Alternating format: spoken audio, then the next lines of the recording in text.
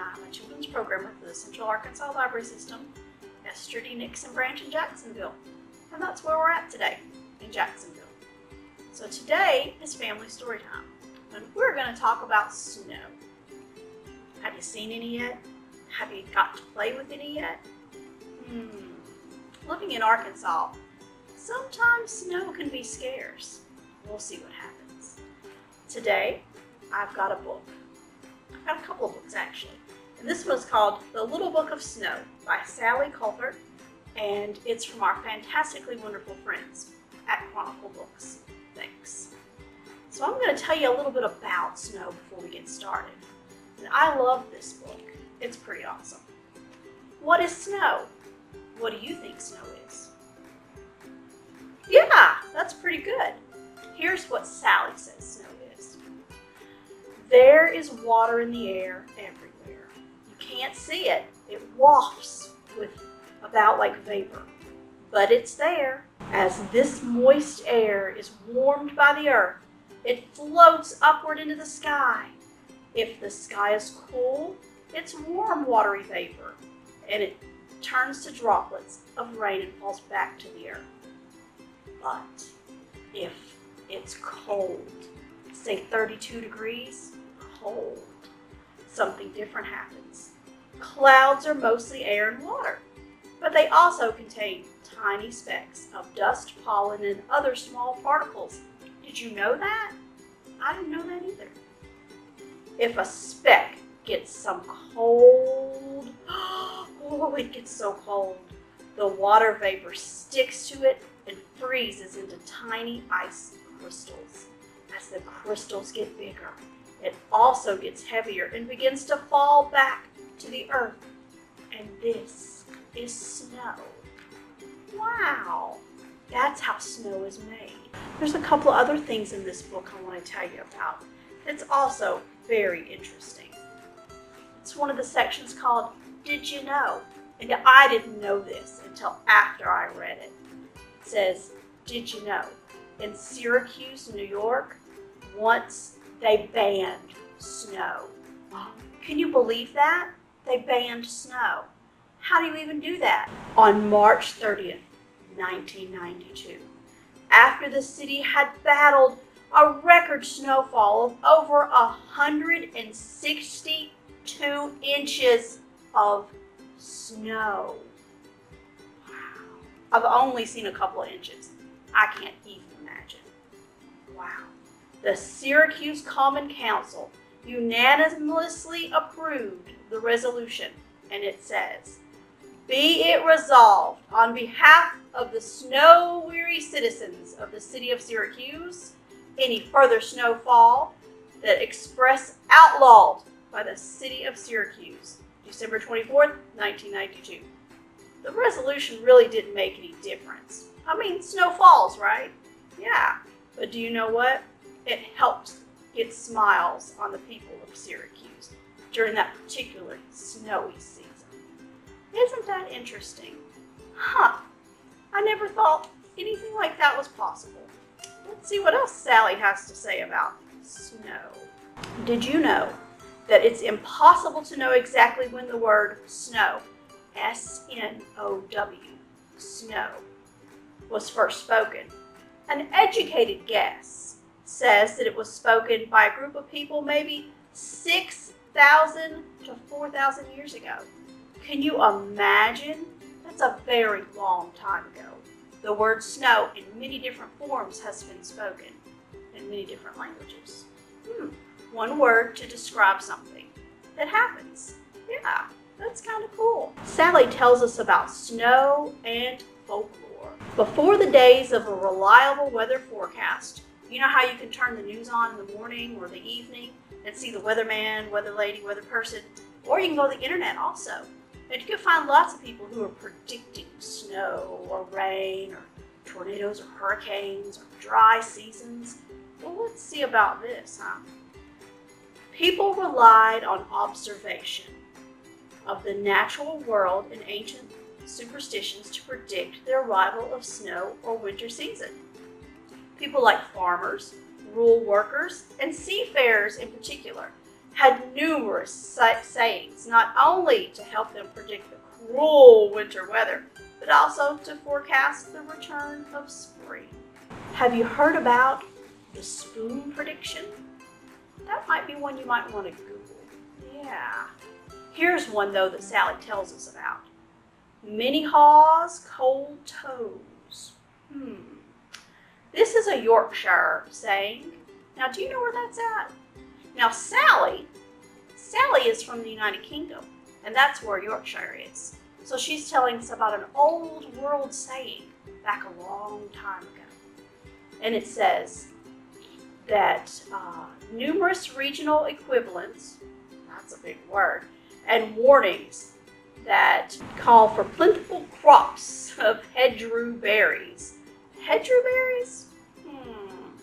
Such as rosehip, blackberries, and hawthorn berries. I like blackberries. Do you like blackberries? I do. So if you go out into the Yorkshire countryside and you would see, oh look, there's a whole big berry patch. Oh my goodness, we are about to have a very, very cold winter. And that's because, it seems, nature is providing extra supplies for the birds and the squirrels. So they thought that was a good way to predict the weather. I think that's interesting. If there's a halo around the moon, 'twill snow soon. The theory is that if you see a halo or circle around the moon, snow will surely follow. And that's because of the crystals that are forming all around. Had you heard that one? I had heard that one before. Well, that's very cool that they can look around nature and they can predict how the weather may or may not happen. And so there's lots of those. Do you have some that you've heard about? When it snows, do you make a snowman? Have you ever made a snowman? I've made a snowman once or twice. Where I've lived, you don't really get a lot of snow, but when you do, you try to make a great snowman. So now Sally's going to tell us a little bit about the history of snowmen. It says here that evidence of an early snowman are rare. The earliest drawing of a snowman is a tiny little drawing tucked away in the footnotes of a medieval manuscript called the Book of Hours. And do you know that was written in 1380? Do you know how long ago that was? The picture shows a snowman, well, what historians believe to be a snowman, sitting by a campfire. So that's interesting. I Googled that, and I did get to see it, and it does look like a snowman sitting by a campfire. The next time you see a snowman, Sally says, in written history, is in 1603 in a book called Petit's Voyages. And William Branson is, I probably mispronounced his name, sorry Willem, is talking to some Inuit Indians. And in the background, you can see a snowman. And I also Googled that, and that is also true. If you Google it, you can see a picture of a snowman in the background. Now, do you know when the first photograph of a snowman was? It was 1845. That's right. Mary Dillwyn, a Welsh photographer, she took a picture of a man and a woman out making a snowman. It's very, very cool because it's one of the first photos outside of a studio. She went out into the world in 1845 and she took a picture of just two people just doing what they were doing. And that's very cool too. So we've got some very interesting facts here by our friend Sally Colford. Thank you, Sally and Chronicle Books, for sharing this with us.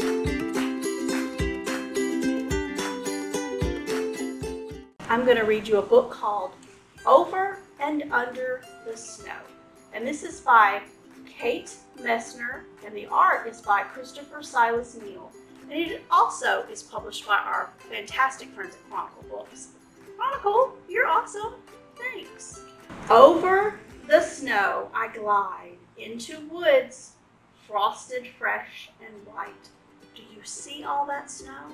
Now you've got to pay attention to this book, friends. Can you do that for me? And let's see what we can find. Over the snow, a flash of fur, a red squirrel disappears down a crack. Where did he go? Under the snow. Dad says. See up here? This little tail, swish, swish, swish. They're down here. Ah. Under the snow is a whole secret kingdom where the smallest forest animals stay safe and warm. They're skiing over them right now. Look, here they are up here. Over and under all the snow. That's where the squirrels and all the animals are. Oh, squirrel. Over the snow I glide, past beech trees, rattling the leftover leaves, and strong, silent pines that stretch to the sky.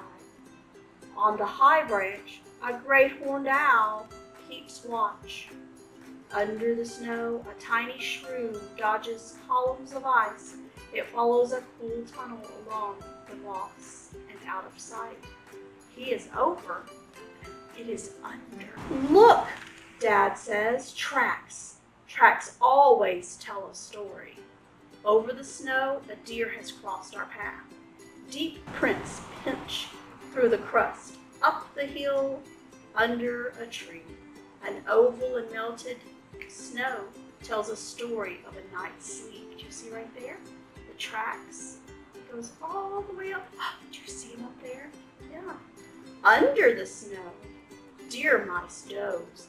They huddle up against the cold in a nest of feathers and fur. There they are. Over the snow I climb, digging in my edges so I don't slide back down.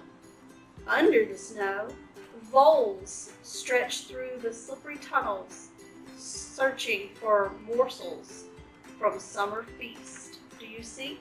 They're way up here, and they're way down here, in their little tunnel. Over the snow, I whoosh, down, down, faster, faster, faster, look!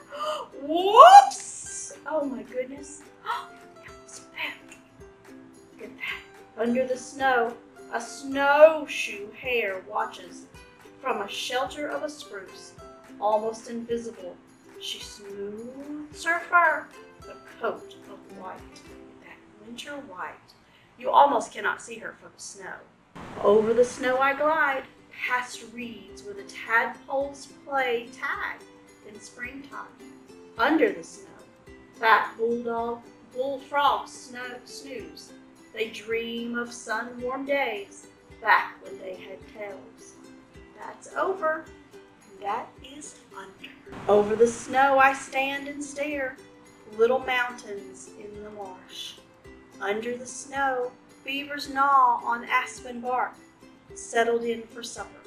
Can they hear my tummy wombling too? Look at them eating their snacks. And here they are, up here. Over the snow, stop. Oh, a sound. We stand like statues carved in ice till a bushy-tailed fox steps from the thicket, tips his ears to the ground, and listens, and leaps. Do you see that? Out onto the snow after an invisible dinner.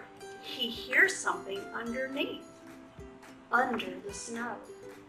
His paws scratch away to find the mouse he heard scritch, scritch, scratching along underneath, under the snow. Right under here. Over the snow I glide. A full moon lights my path to supper. Under the snow, chipmunks wake for a meal. Bedroom, kitchen, and hallway. His home under my feet. See, they're up here in that moon. There's that little critter right down there. That's his little house. Over the snow I climb, one last hill. Bonfire smoke rises. Warm hands, hot cocoa, hot dogs, sizzling on pointed sticks. Do you see? Here's the campfire up here. They're almost there. Under the snow, a black bear snores, still full of October berries and trout. Do you see him under the log, under the snow? Oh my goodness, we wouldn't have known he was there. Over the snow, the fire crackles and sparks, shouts up into the smoke shoots up into the sky. I lick sticky marshmallows from my lips and lean back with heavy eyes. Shadows dance in the fire. See right there? That's cool. Oh, there's their house. Yeah. Do you like marshmallows? I do too. Under the snow, a queen bumblebee. She draws away December all alone. She'll rule a new colony in spring. There she is. She's sleeping and getting ready. Yeah. Over the snow I glide home on the tired legs of mine. Clouds whisper down, feathery soft snowflakes. And look, they made it home. Under the covers, I snuggle deep and drift into dream. And look at the stars up in the sky. I bet when they were out skiing into that dark night sky, they got to see all those stars. Yeah. Of cuddling deer mice and slumbering frogs, hungry beavers and tunneling voles, drowsy bears and bushy squirrels, and the secret kingdom under the snow. It's very neat because the author will give us notes, and she'll tell us a little bit about this in each of the animals that's featured in this book. She tells us a little bit about them too. I like that. Did you know that she has a series of books? She has a couple more that are also like this, over and under. It tells us a little bit about things that we might not have noticed were there. I have another book called The Story of Snow, The Science of Winter's Wonder by Mark Cassino and John Nelson, PhD. And this book is also one of our Fantastic Friends at Chronicles books. And I just like to thank them very much for being awesome. So let's see. Oh my gosh, do you see these snowflakes? This book is going to tell us a little bit more about. Our story starts on a winter day, high up in the sky, in a cloud that is very, very cold. Do you think it must be very, very cold to make snow in a cloud? Sally told us a while ago that 32 degrees is freezing. To be colder than 32 degrees would be very, very cold. I mean, 32 is cold already, right? Yeah. Here we go. This is the story of snow. Snow begins as a speck. Clouds are mostly made of air and water, but there are also bits of other things. Particles of dirt and ash and salt. And I like how this book gives us an example. Do you see that? How it starts out a tiny little thing right here. And it grows, and things happen, and things happen, and things happen, and then here it is. When a speck gets cold enough, water vapor will stick to it. If you had a microscope, you could see such small things. Here is what you would see. You would see this tiny water vapor. And then all these things would happen to it. And it continues to stick to other crystals, and it grows faster and faster and faster, and the branches keep growing, and the beautiful crystal is born. It says a snow crystal forms as it falls. That's right, it falls from the sky. As a snow crystal gets bigger and heavier, it starts to fall to the earth. It keeps growing as it falls through these clouds, taking on its own special shape. The shape depends on how wet the cloud is and how cold it is. A snow crystal can start to grow one day, but then grow another way as it passes through the wetter and colder parts of the clouds. The crystal stops growing as soon as it falls from the clouds. It can be a star. Do you see? These are all different crystals. If we had a microscope and we had some snow, we could see so many different ways.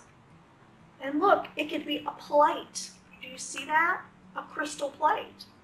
Wow, it would be so tiny though. We would definitely have to see it under a microscope. Oh my goodness, it could be a column. Do you see that? It could be a crystal column. Wow. So this says 6 is the magic number for snow crystals. This is because of the nature of water. Water molecules, the smallest unit of water, attaches themselves to a group of 6, which usually leads to crystals with 6 arms and 6 sides. Snow crystals are rarely perfect. So much can happen during a snow. Crystals fall to the earth, and they rarely turn out perfect. If a droplet of water passes close to the arm of a snow crystal, the arm can start to grow faster. Before long, that one arm will be a lot longer than the others. Wow, do you see? This is longer than this, and this is longer than this.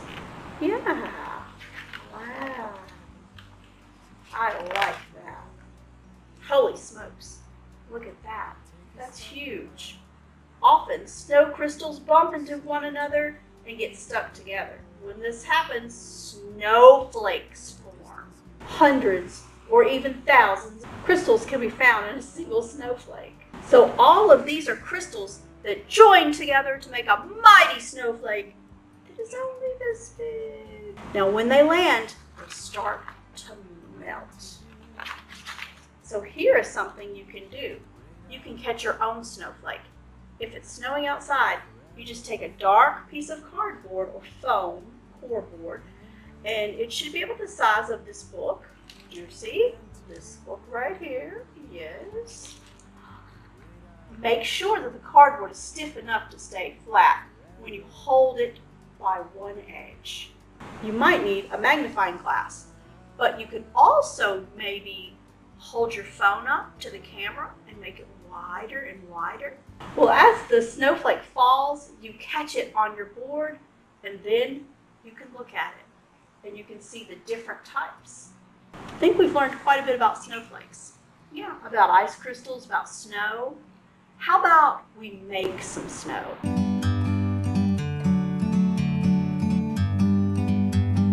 Ta-da! I have some baking soda and some shaving cream. So you take your baking soda, about a cup of baking soda, and you put it in here, and about a cup of shaving cream, and you put it in here. Then you have to stir, stir, stir, stir. And then when you've stirred it so much, you'll notice that it turns into powder, just like snow. And you can hold it in your hand. Look, we've made snow. And it's not even cold and freezing. We don't even have to go outside to do it. Look at that. Cool. So just remember, baking soda and shaving cream, not foam, not shaving foam, just shaving cream and snow. And you can make a snowman. Yeah. Look at that. Cool. All right, you guys. Hope you enjoyed our little story time today. I hope you see some snow. All right. Well, I'll see you next time. Bye. From a distance you can tell.